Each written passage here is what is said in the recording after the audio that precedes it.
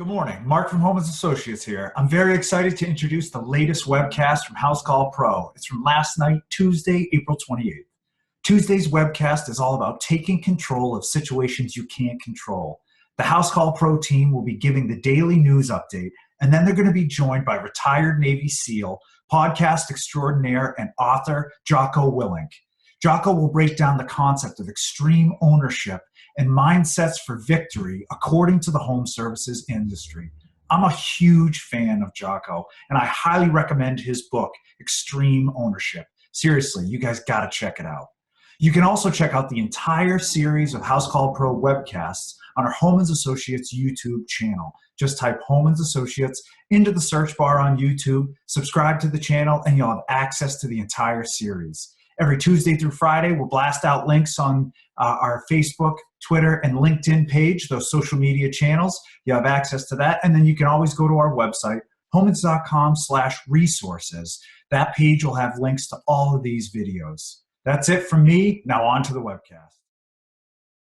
Welcome to your evening update. My name is Alexa. I'm the head of online community here at Housecall Pro, and I'm your host for the Home Service Evening Update. I'm joined by my co-host, Roland, who's co-founder of Housecall Pro, Mel, our Senior Vice President of People, and Brooks, our COO. Each evening at 5 p.m. Pacific Time, Monday through Thursday, we share the state of the world according to the home service industry, and we focus on one main topic or guest. We are really excited to welcome Jocko Willink to our show tonight, and we're going to have him come on. You probably already got a sneak peek of him here in about 5 to 10 minutes after Mel is done with our State of the World. We are actually doing a book giveaway for attending tonight. So here's the instructions, and we'll post this again and talk at the very end. Take a screenshot of our interview with Jocko tonight and post it on your social media with one key takeaway that you get from tonight's webinar. Post the screenshot on a Facebook thread. We're going to be posting the URL there with all the contest instructions. It's pretty straightforward at the very end. So make sure you're paying attention, taking notes. We really want you to have some good takeaways tonight. And if you are wondering where to watch past episodes, make sure you go to YouTube, Housecall Pro. There's a whole coronavirus evening update playlist on there for you. And make sure you are in the Facebook group. We're going to post the link here in the chat if you are not already. There's over 2,800 pros in there who are going through the same thing as you right now, and they're supporting one another. So with that being said, I'm going to pass it over to Mel for our State of the World news, and Jocko and I will be back in a few minutes. Thank you and good evening. Thank you for joining us. Welcome back for those who have been here before, and welcome for the first time for those of us joining, especially with our great guest tonight. I'm Melina Fairley, Senior Vice President of People at Housecall Pro. Please feel free to call me Mel. And we do come to you live Monday through Thursday at 5 p.m. Pacific to give you a daily recap of what's going on in the news related to coronavirus so that you can focus on other things throughout the day. And we also bring you information, guests, advice, and hopefully a little bit of inspiration during these challenging times. By way of introduction, I am not a reporter. I do play one here every night. I'm not a doctor or a lawyer, rather, I'm a human resources professional with over 20 years of experience. I'm also on the personal side a homeowner. I'm a mom of 4 kids in the 6th, 7th, 8th, and 9th grade, so we are very busy these days trying to keep track of all the schoolwork. And I'm also a proud Naval Academy and Marine Corps wife. My husband, David, is a retired Lieutenant Colonel and F-18 fighter pilot. So we're super honored and excited about our guest Jocko tonight. So getting into your update, here's the update for Tuesday, April 28th, 2020. The Johns Hopkins dashboard is now reporting over 1 million confirmed US cases. And there you can see over 3 million globally. Yeah. Also, in the US, over 115,000 have recovered, and we've had over 58,000 deaths as of this afternoon. Notably, with global cases at just over 3 million and deaths at over 215,000 across the world, the US now represents a third of the global cases and more than a quarter of the global fatalities from coronavirus. In news from the White House, today President Donald Trump held a press conference with his daughter Ivanka Trump to talk about the Economic Stimulus CARES Act, which I know we're all following very closely. So with phase 2 of the Paycheck Protection Program, the PPP, now underway, the president reported that 450,000 loans have been funded during this phase 2, totaling $50 billion so far. The U.S. government continues to evaluate the options to provide additional financial support for businesses, for individuals, to offset the economic impact of the COVID-19 pandemic. Today, we heard from U.S. Secretary of the Treasury, Steven Mnuchin, that the U.S. government is going to audit companies that received paycheck protection loans of $2 million or more. So the economic stimulus effort was designed to provide financial support for small businesses, which I know many of you have received or are anxiously awaiting.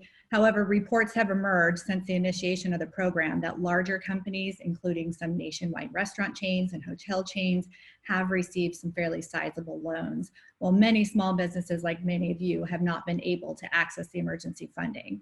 So we'll see how that progresses. Mnuchin also reported at the White House that more than $120 million in those direct economic impact payments have been direct deposited to taxpayers at this time.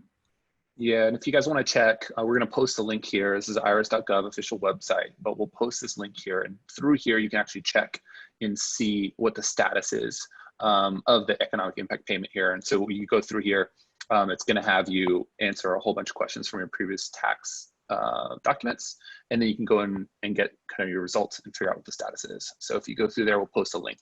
Really easy to just do it, just to check on the status. Yeah, irs.gov, get my payment. So you can check that. They update it overnight, every night. And finally, also announced today is that President Trump will sign an executive order meant to prevent a shortage of protein, of chicken, pork, and other meat on the American supermarket shelves because of coronavirus. So he's going to enact the Defense Production Act to classify meat processing as a critical infrastructure to keep production plants open. Roland? And for those of, yeah, and then lastly, for those of you that weren't here yesterday or the last couple of days, we released the Trades Health Index. This is a trailing and leading indicator of the jobs, specifically in the home services place. The blue line is 2019, the red line is 2020. And in the last 2 weeks, it looks like we've been seeing a trend upwards. So if you want to go in here and check what your specific industry is doing, as well as what state, then you'll have some extra data that you can act on. So we'll post this link here, but make sure you check on this. This gets updated weekly for you guys. Awesome. Thank you so much, Mel, for our news update. We will see you back here tomorrow, same time. And I'm going to ask Jocko to start his video once more.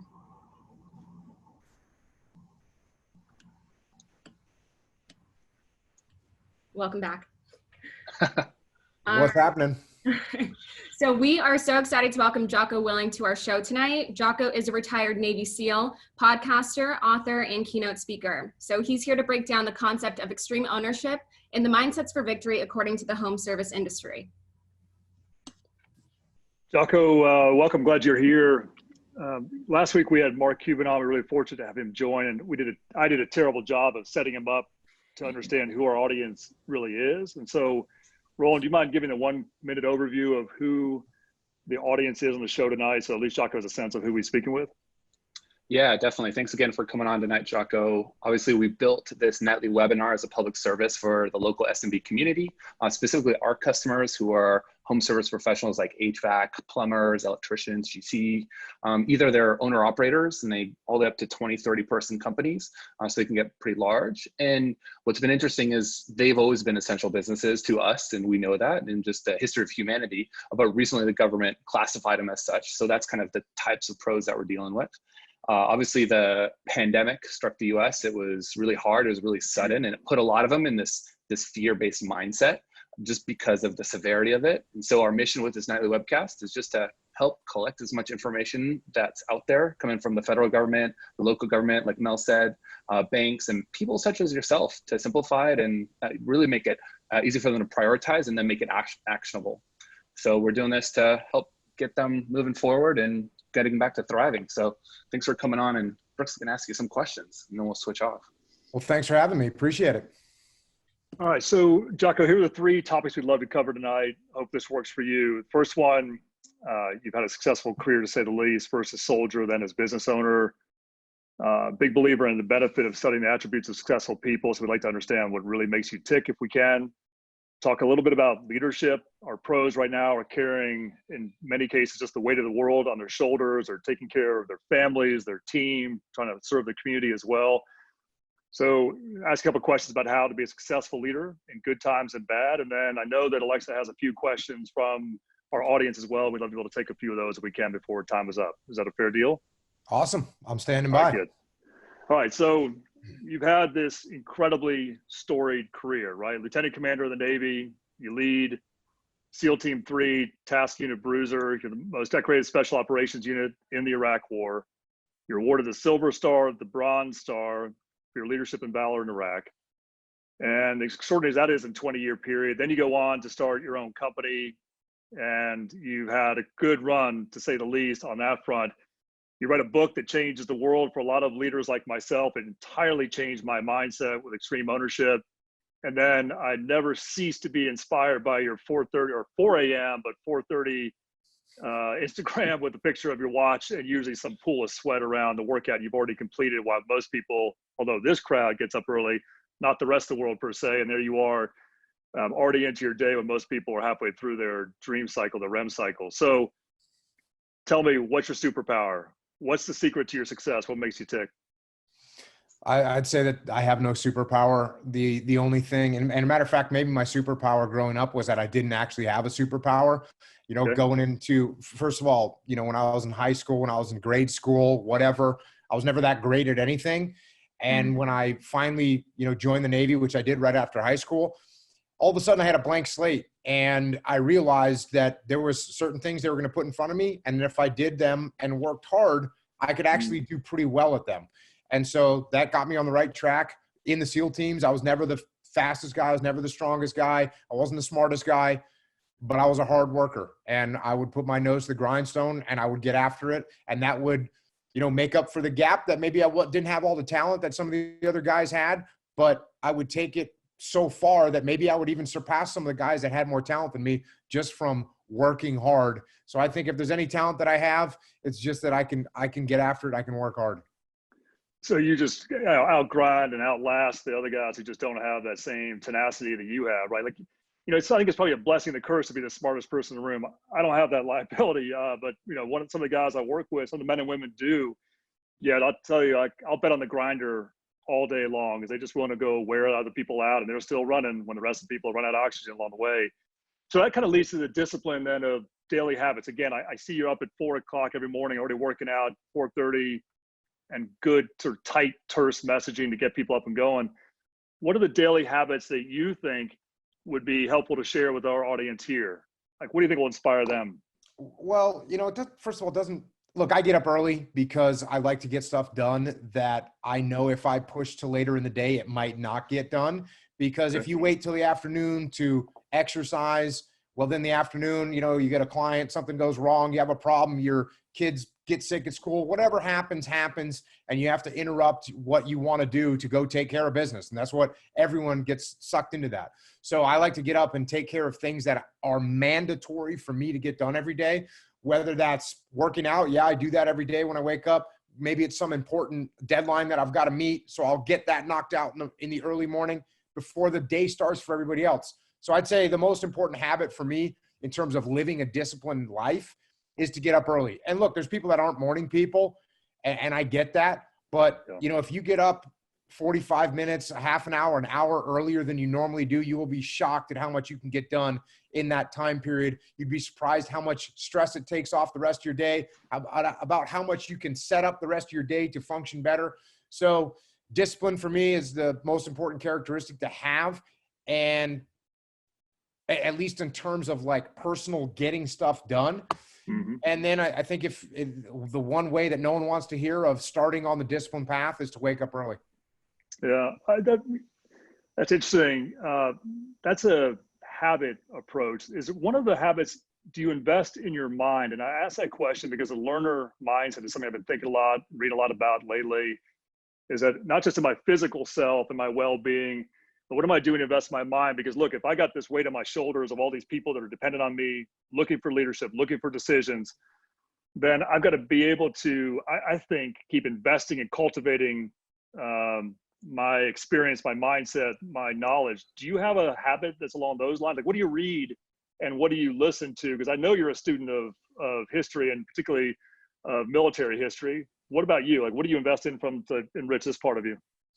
Well, I have a podcast that I do, and if you want to know what I read, I've read a lot of books. I read them. I cover them on my podcast to keep, and that definitely keeps me thinking about leadership all the time, keeps me thinking about decision making, keeps me thinking about the laws of combat and how they apply to everything in life.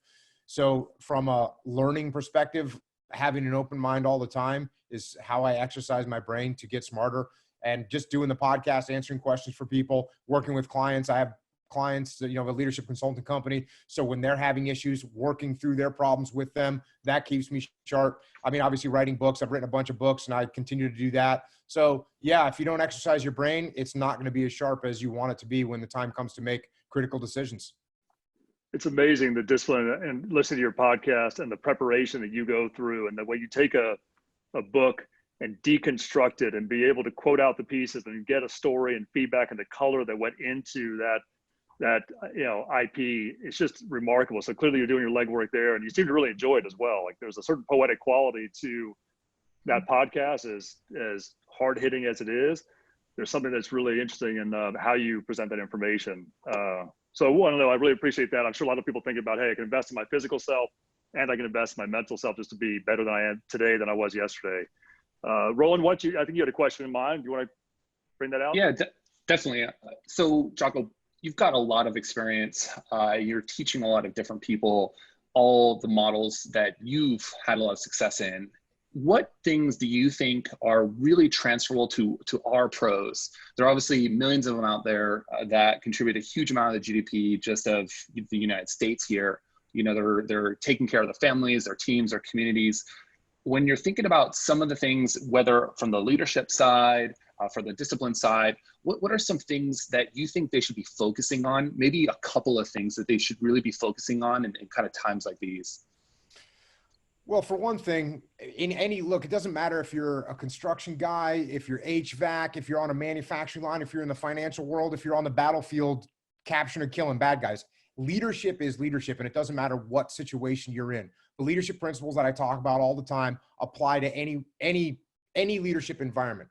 And what's interesting is we have clients in every one of these industries. And as this COVID-19 has rolled out and caused all these problems, there's been people that we've been working with for a couple of years, and they've done really well with the principles that we've taught.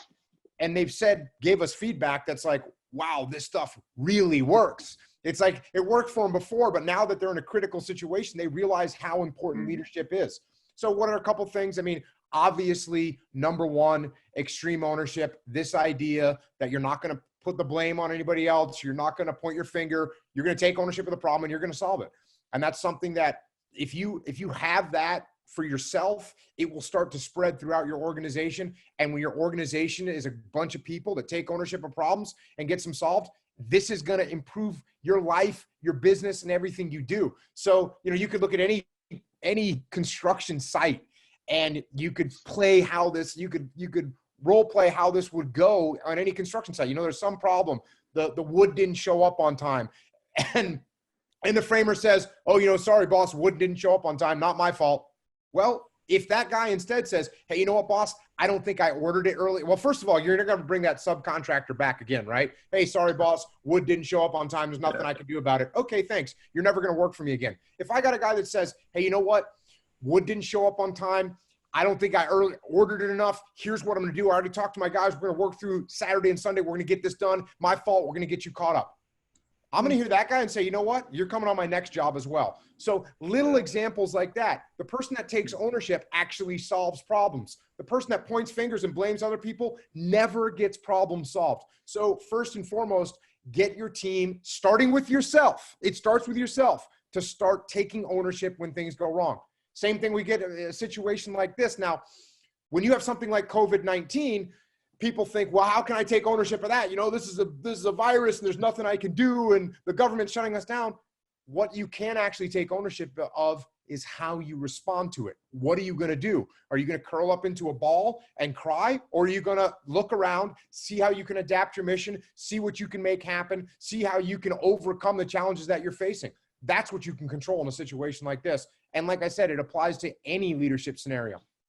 So I have a question for you. Let's talk about how you instill that in your employees. Obviously, it starts with yourself first. What are some tactics to get your employees to take ownership over their job?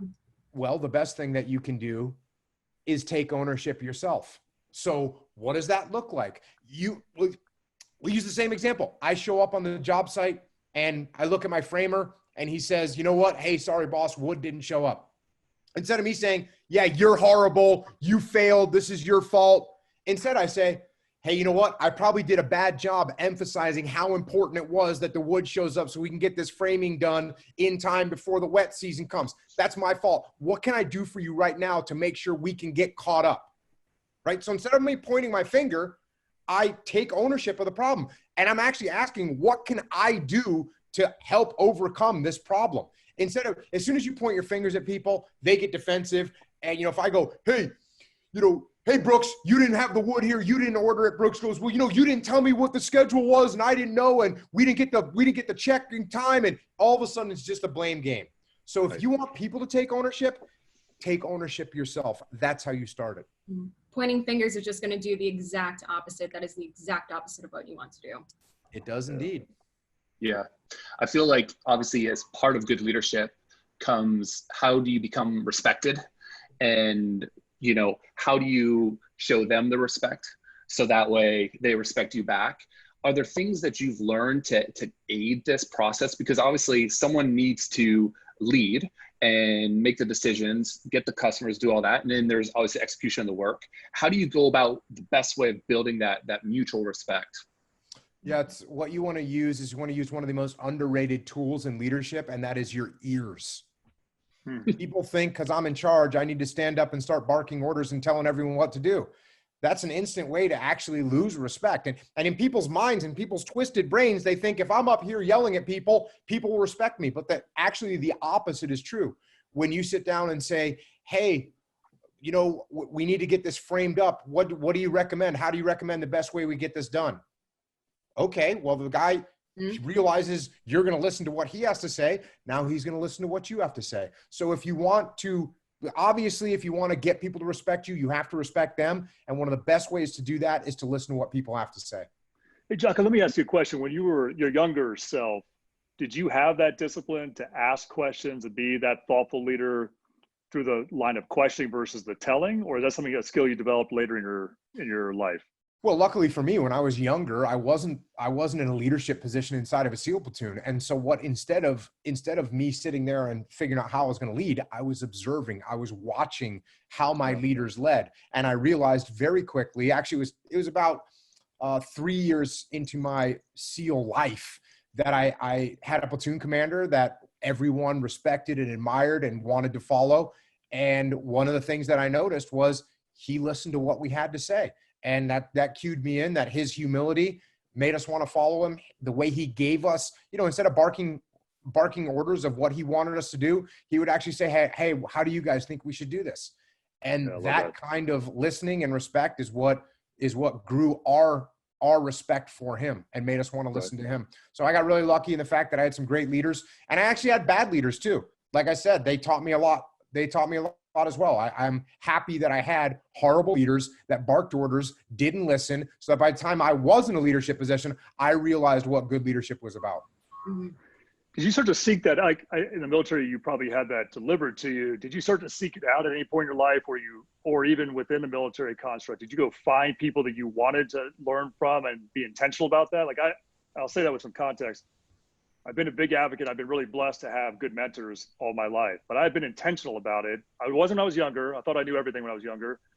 And somewhere along the way, I'm like, I don't know shit, really. So let me go find people who actually do know what they're talking about. I'd go seek them out. I'd have the conversation. I'd say, hey, look, here's what I'd love to gain from you. And here's what I can give back, or I'll pay it forward. And I became intentional about it. Did you do the same thing in your career or no? No. Let me expand on that.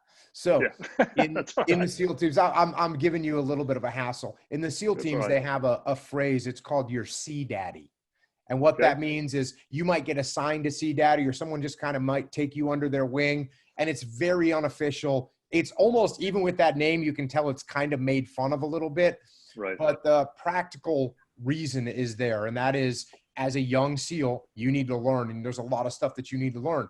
And so you are constantly looking for people to teach you. Now, I never had like an official conversation where I requested mentorship from somebody, but believe me, anybody with half a brain could tell that I was all ears. I wanted to learn. I wanted to do a good job. I was wanting to get critiqued. I was wanting to get told how I could do something better. And that's what that's what every good SEAL is like when they show up at a SEAL team. They're humble. They want to learn. And so even though there might not be this active official mentoring that happens, it is so embedded in the culture of the SEAL teams and the military that it's happening whether you realize it or not, whether you want it or not.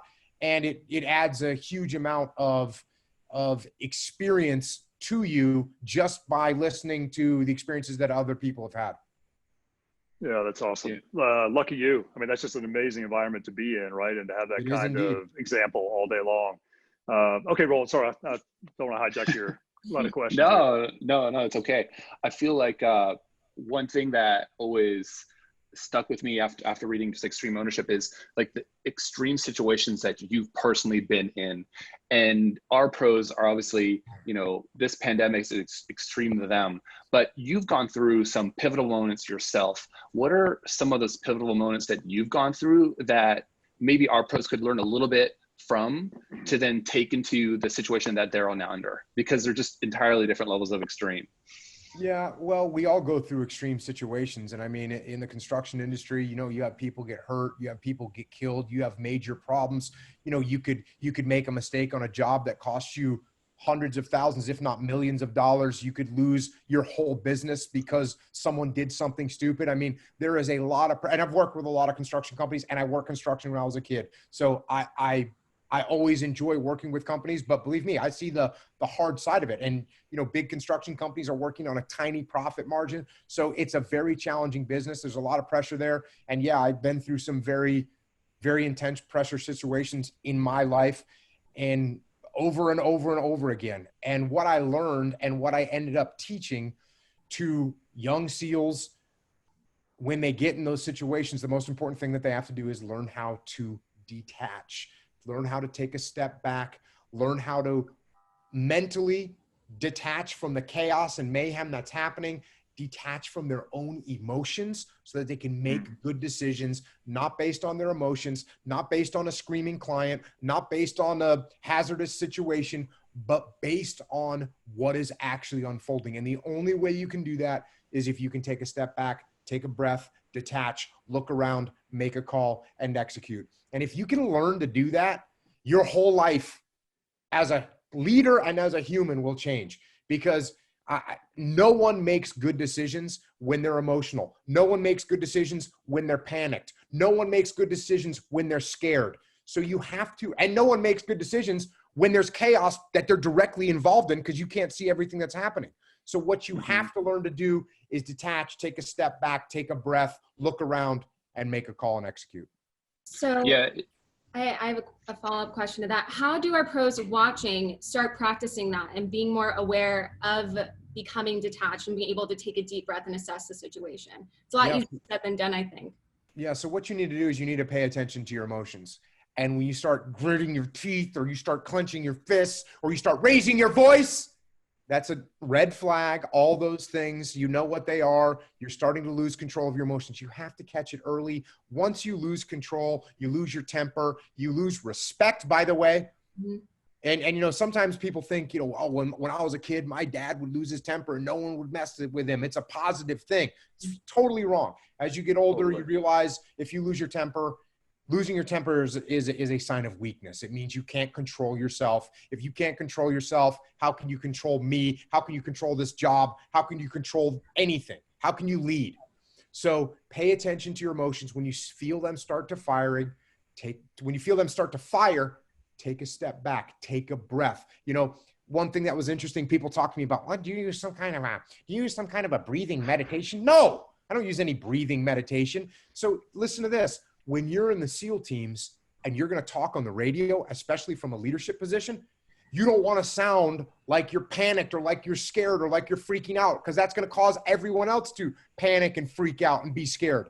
So I always made it a very distinct point to when I pressed my push to talk and I was going to say something on the radio, I would say it like there was I had everything under control. Mm-hmm. So I'd get on instead of getting on the radio and saying, everyone needs to move to building 54 now, where now everyone freaks out. Why is he freaking out? There's something going wrong. No, I'd get on the radio and say, everyone move to building 54 at this time, go. And people would say, okay, cool. Jocko's good. We're good. So that's not a breathing tactic that I'm meditating. No, it's called just controlling your voice and not freaking out. And if you do that, that will start to put you in check. So if you start raising your voice, if you start yelling and screaming, you know you've gone too far. Stop. Say, you know what? Hey, hold on. Let me think about this for a second. I can see I'm losing my temper.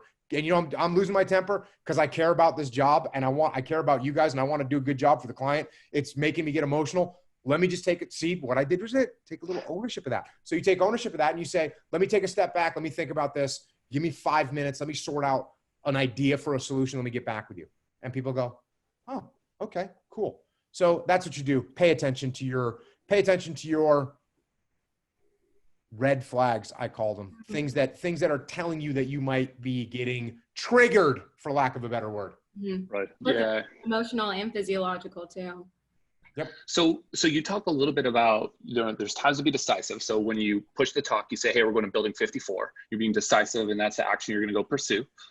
And then you talk a little bit about making iterative decisions. So how can you learn a little bit more as you kind of go from one place to the next, right? As you get closer to that goal. How do you relate that maybe to, these HVAC, these plumbers, these electricians, as they're in a world right now where there's just a lot of uncertainty? And when do you apply either one or the other or both? Like, how do you think about that? Well, those are actually very big questions. We never know exactly what is going to happen, right? And so we're not certain about anything. And this COVID thing, the way it's unfolded, has been a very good example of no one knowing what's going to happen. Mm-hmm. And so when you don't know what is going to happen, first of all, don't try and act like you do. Don't try and put on a front in front of your team that you know everything, because they're going to see right through it. And even if they don't see through it, whatever you said you thought was going to happen, I guarantee won't happen, because Murphy's Law. And so when you say, don't worry, we're going to pour concrete tomorrow, it's not going to rain. The minute you say that, like, the clouds shift and rain starts coming your way. That's what's going to happen. So don't guarantee things. Don't make big commitments. So what do? Iterative decision-making means you make basically the smallest decision that you can based on your best guess of what you thought was going to happen. That's iterative decision-making. So if I think it might rain tomorrow and we're supposed to pour concrete, and I think there's actually a pretty good chance, well, the first thing I'm going to do is I'm going to say, you know what? Is there any other dates we could move this concrete pour to? So I'm just checking. And now I'm setting up, you know what, if we don't pour it this day, can we pour it on Thursday? Okay, well, it turns out they're blocked that day, but we could get it done on Friday. Okay, so all you've done is just done a little step to see where it's going to go. And now you look at, where does this back up the rest of our schedule, and what else do we need to get done? And if it rains and we got mud, real mud, how long is it going to take to clean that up? And by the way, you know what? Let me call Bill, who's going to clean up my site for me, and see if he can get 4 guys over here on Thursday after it rains. Okay, he can do that? Cool. So I've just, now by the time I say, you know what, now it's turned into an 80% chance of rain, I've already made steps in the right direction that I can make a call and say, you know what, cleanup site tomorrow, Bill and his guys, we're pouring concrete on Friday. That's it, done deal. That was at 7 o'clock at night or 6 o'clock at night that I made that call when it reached 80% chance of rain. What if in the beginning of the day, the same thing, I heard it might rain tomorrow. By the end of the day, you know what they say? Oh, actually, wind shifted, 10% chance of rain tomorrow. And I think, you know what? We're going to execute. All I did was invest a couple phone calls. I didn't make any huge changes. And now I can stay on my normal schedule. So that's all it is. Think about what you know, make the smallest decision that's heading in the direction you think might happen. And then eventually, to your point, when are you decisive? You're decisive when, okay, we need to make a call now. We need to make a call. I'm either having everyone on hold and they're sitting around and waiting and canceling other jobs for me, and then I end up doing something different because things changed. Well, that's not good. So at a certain point, I say, you know what, it's time to make a call. I've got the information that I think is as accurate as I can get it. And now I'm going to make a decision. It's just like, you feel like this thing that it's out of your control, but if you break it into small pieces, you take some proactive steps, I think you can get things back in your control and be able to problem solve your way through it, right? That is 100% right. There are going to be tiny elements of things that you can't control in the world. We're talking about the weather. Hey, in the SEAL teams, guess what? The weather can affect your mission. If I'm supposed to hit a target somewhere and we're going to fly in helicopters to, go 120 miles to hit a target, and the weather turns bad and the helicopters can't fly, and I go to my boss and say, hey boss, sorry, weather went bad. I can't control that. It's not my fault. And the boss is probably going to believe you. The boss is probably going to say, yeah, you know what? You can't control the weather. If I actually was proactive, I would have had a contingency plan. If this was an important target, I would have said, you know what? If at this time it looks like the weather might go bad, we're going to take our vehicles and we're going to drive to a forward staging base that's closer, and then we'll be ready to assault this target with or without helicopters. Why would you not do that? So you can control a lot more than you think you can. And if you chip away at the things that you can't control, or chip away with the things that you can control, eventually that thing that you can't control is so small, you can outmaneuver it. I love that advice. Ian says the same thing. So Ian's your CEO and co-founder. He's always like, Roland, don't do that big one. Iterative, get your way there, get your way there, get your way there. So what you're saying applies to so many things in life. So, Jocko, I was on a call before this with one of our meetups, and there's a theme in here about look, these times are so extraordinary. I don't know if I've got this in me, right? I don't know if I can figure out the small piece. I don't think if I can create another proactive plan or alternative plan and take control of that, people are, you can be stuck. You can be stuck in a state of fear or a sense of inadequacy, or I don't have this in me. I've never done it before. And I was thinking about, I'm reading a biography right now about Stonewall Jackson, right? And he was a pretty average guy when he was a professor, I think, at VMI. And he goes to the Civil War and ends up being one of the great strategists and military leaders, not only in that war, but in general. And he just rose to the occasion. He became something that he probably couldn't even have seen back then. How do you reconcile that in human beings? Because I know that, again, a lot of pros are trying to figure out, do I have what it takes to get through this extraordinary time in history? And no, it isn't going to be over in a month. It could be for months and quarters and even years ahead before we get back to any kind of normal. How do you think you reconcile that if you're talking to a pro trying to figure out if they've got the metal for it? Yeah, two things. Number one, if you're wondering if you have the metal to get through a situation or not, what is the alternative? Right. What's the alternative? Roll over? Roll over and die? Is that the alternative? No, that's not. You don't take it. You go, okay, what am I going to do to get through this? And then as far as human beings, you talked about my podcast, Brooks, and I've had people on my podcast that were, I had a guy named Captain Charlie Plum who was in the Hanoi Hilton, eating nothing, being tortured, being beaten for 6 years. Yeah. For 6 years.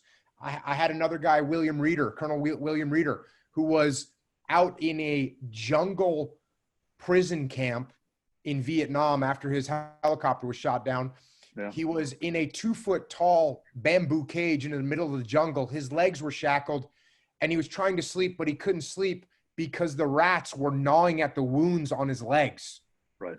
I had a woman named Rose Schindler who was 14 years old when she went into Auschwitz concentration camp in Nazi Germany and was starved and horrified and beaten. And those people found the strength to get through these things. If people can get through things like that, we can get through pivots in our business. We can get through changing environments, and we can come out on the other side and win.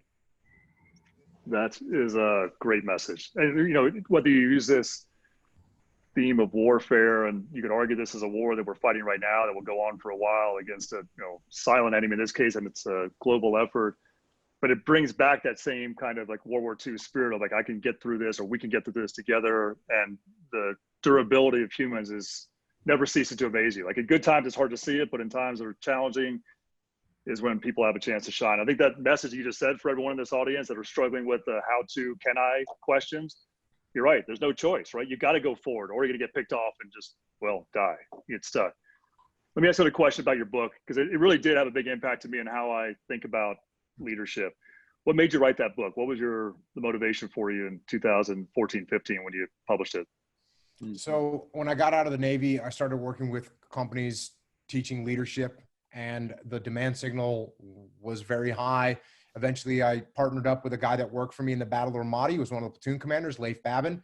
He started helping me out. We started working together. We started growing this business. As we grew the business, there was a huge demand signal of people saying, hey, do you have this stuff written down anywhere? Can you give us a pamphlet? Can you give us a handout so we can give to the people that couldn't make it to the meeting? Eventually, we looked at each other and said, we better write this stuff down for the civilians.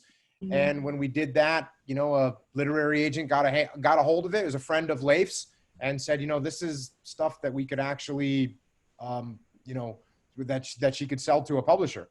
And we kind of went, well, okay, go ahead. And she did. And it turned out to be a pretty well accepted book. You could say that. To say the least. Not only that, but you built a business around the message, you know, that idea of just extreme ownership and decision-making and leadership. And you've built a phenomenal brand around it and just changed people's lives again. So I'll say personally, thank you. And I know many others say the same thing. Why don't we go over to some questions from our audience? Sure. Alexa, do you want to go through a few of those when we have some time, and then we have a couple more things to wrap it up and we'll go from there. Alexa? Absolutely. So we have a bunch of really good questions, both from Facebook and from our Q&A section here. Remember to upvote the ones you want to see on Zoom answered. So our first one is from Ben Perez. Do you have any recommendations on how to motivate staff while also taking care of their personal fears and struggles right now? Yeah, if you want people to be motivated, which is not a word I'm hugely fond of, but I understand where the question is coming from. Mm-hmm. The best thing that you can do for human beings, and look, we can all pay people money, right? And that is certainly incentivization of getting them to do something, is to give them compensation, to pay them money. It's interesting, in the Navy, I could never give anyone a pay raise. I mean, I guess every 2 or 3 years I could get someone promoted one level. Other than that, it's basically communism, where they're going to get their paycheck. And it doesn't matter what they do or what they don't do. As long as they don't completely mess things up, they're going to get paid doing the minimum. They're going to get the same as someone that's working their tail off. So how do you, quote, how did I motivate these people? Well, what I figured out, and I figured out from my own experience, is the best compensation, the best motivation that there is for any human being is to give them more control over their own destiny, give them more control over their life, give them more ownership over what they're doing. And so when you say to someone, hey, here's the mission I want you to accomplish, here's the people I want you to take, here's the vehicles I want you to use, here's the weapons I want you to bring, here's the method of entry I want you to use to get into the building, here's the route I want you to take to get to the building, here's the route I want you to take home to get back, and this is what time I want you to be there for the debrief. If that's what I do, it's very difficult for someone to take ownership. All I did was bark a plan at them and expect them, like robots, to go and execute it. Well, people aren't robots. Mm-hmm. So instead of saying all that, I just say, hey, you know what? Here's the mission that we got to get accomplished. Why don't you figure out the best way you want to get it done? And then when they come back to me with a plan, maybe I got to adjust it a little left, a little right, but it's a plan that they have ownership over. Mm-hmm. And it's a plan that they now control their own fate and their own destiny.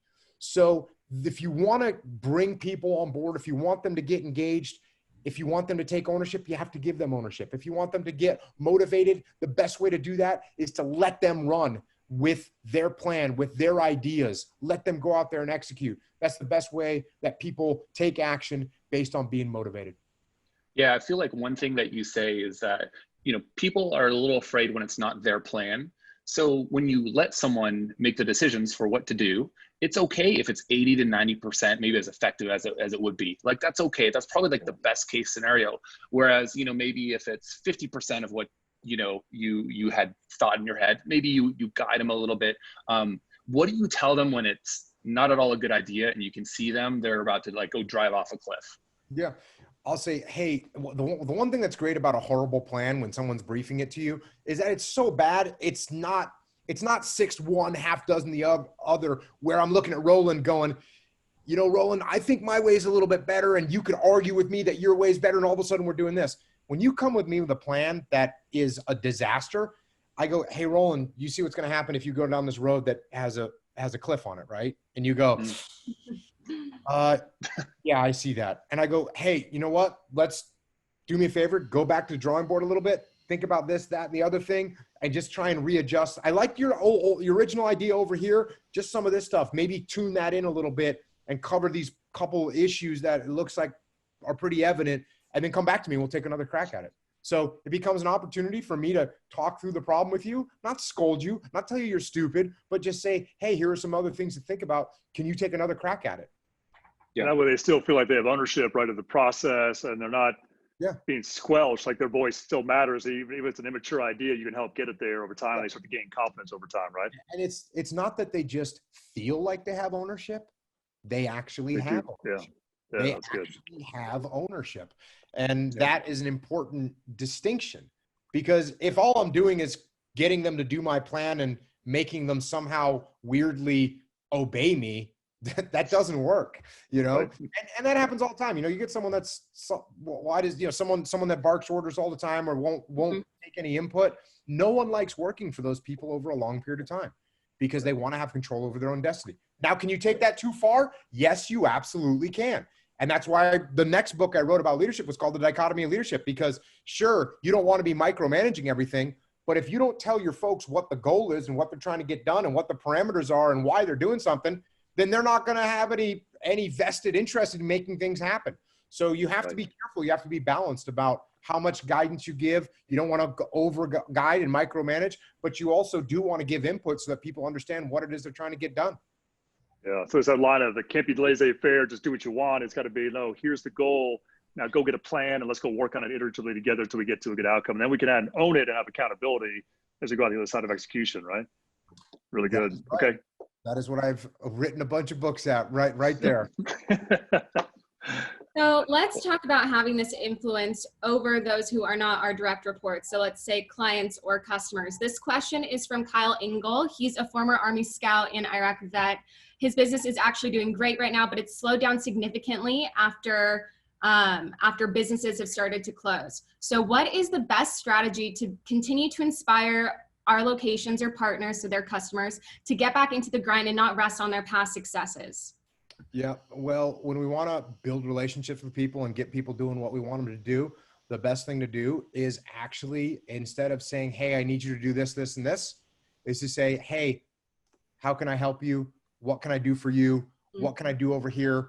You know, the big thing, we had this great relationship. And if you don't know this, if you weren't in the military, you might not know this. Special operations forces don't always have the best relationships with conventional forces.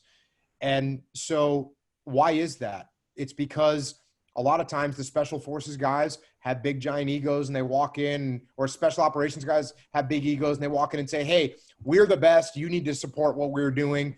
And the conventional forces, who have a ton of combat experience and understand the battle space, look at them and say, you don't know what you're talking about. We don't want to work with you.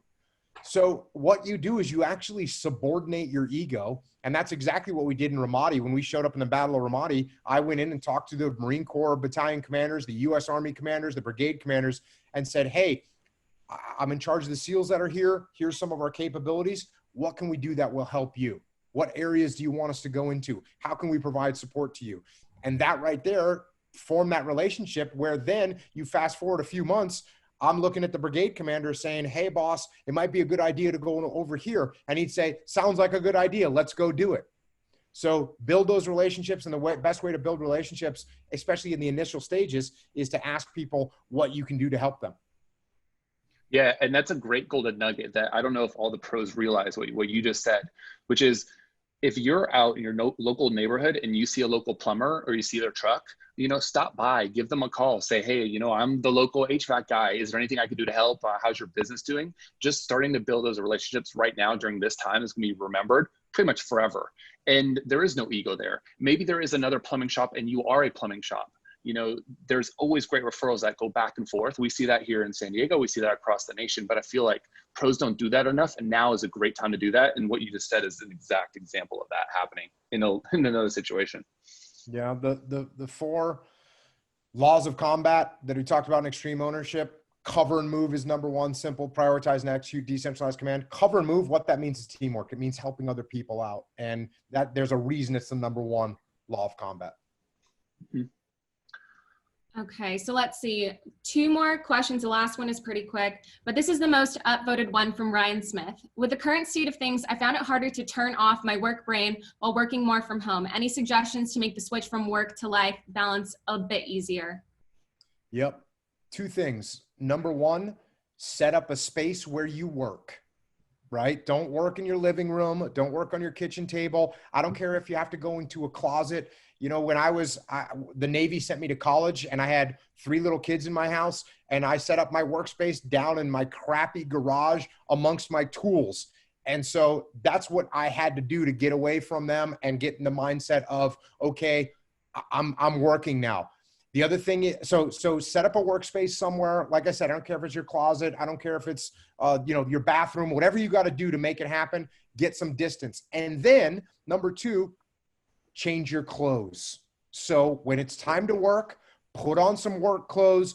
Don't sit around in your sweatpants and your t-shirt and expect that your kids are going to treat you like you're at work. They're not going to understand it. So when it's time to work, put on your polo shirt. You know, I got my polo shirt on right now. Why? Because I want to look good? No, it's because it's work time. And when my family sees me with my polo shirt on, they know I'm working. They don't bother me. Mm-hmm. And then when I'm done, I'm in my house right now. I'm in my bedroom. So what am I doing right now? When I get done with this, I'm going to take off the shirt. I'm going to put my t-shirt on. I'll put on some flip-flops, and I'll come out, and everyone in my family will know I'm done, and I'll leave my work in here. So those are my 2 recommendations. And that really stems from me telling that to military people and first responders, you know, police and firefighters, especially police, who have a tendency to bring their work home with them. They're working a 10-hour shift. They come home, they got their uniform on, they're in their cop car, and they get home and they're just still a cop. And I say, when you get home, get in your bedroom, take off your uniform, and put on your home clothes so you get that distance from work. Yeah. That's awesome. Those are so good. Set boundaries and put on pants, everyone here. Good call. And then a quick question from Jacqueline Goodrich, and this is one we had a lot of. Jocko, what is your favorite book that you would recommend to our audience? My favorite book is called About Face. It is written by Colonel David Hackworth. It's the first book that I covered on my podcast. And I am actually writing a foreword for that book. And so, yeah, it's a real honor to be able to do that. It's not a leadership book, but it is a leadership book. It's just a book about a guy's experience in the military. He was towards the end of World War II, but he fought in Korea, battlefield commission, and fought in Vietnam, highly decorated, and just an incredible amount of knowledge in there when you read it from a leadership perspective. I'm gonna go add that to my Amazon. Yeah, no, we're all on Amazon right now. Just a heads up, it's 800 pages long, so it's not a quick read. Audiobook? Can I listen to it when I wake up at 4 a.m. now? There actually is an audiobook that just came out this year. Nice. All right, so I've got a question for you here. You shared a lot of actionable insights here to everyone. We want to make sure we keep having great guests just like yourself on here that want to give back to our community. So knowing our audience now, you talked to them now for a little bit, who do you think we should have on the show next that you can introduce us to, and why? Well, it'd be pretty easy for me to introduce you to someone else from the Echelon front team. The only unfortunate thing with that is they're going to say the same stuff I'm saying. There's nothing wrong with that, but it's the same principles. You know, we all talk about the laws of combat don't change.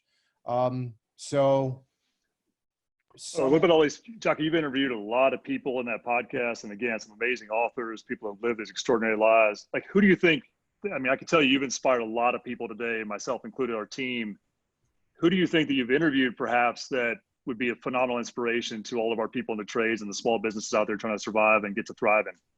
Anybody on that point you think of? Almost everybody that I have on is some kind of a military veteran. So I'd have to just think about who might work out for you, or who would be a good person to interview that's overcome some challenges. Okay, that'd be great. But I like your tactic, Roland, of trying to catch me live right now, making a promise that I'm going to get somebody cool to be on your podcast. And as you see, what you got from me is nothing. Good try, Roland. Don't worry, we're going to go take a look at that list and hit you up with some emails with some people that we're going to get, because Mark Cuban's getting Barbara Cochran for us, so we're still working on that. Cool. We get to shoot our shot. Come on.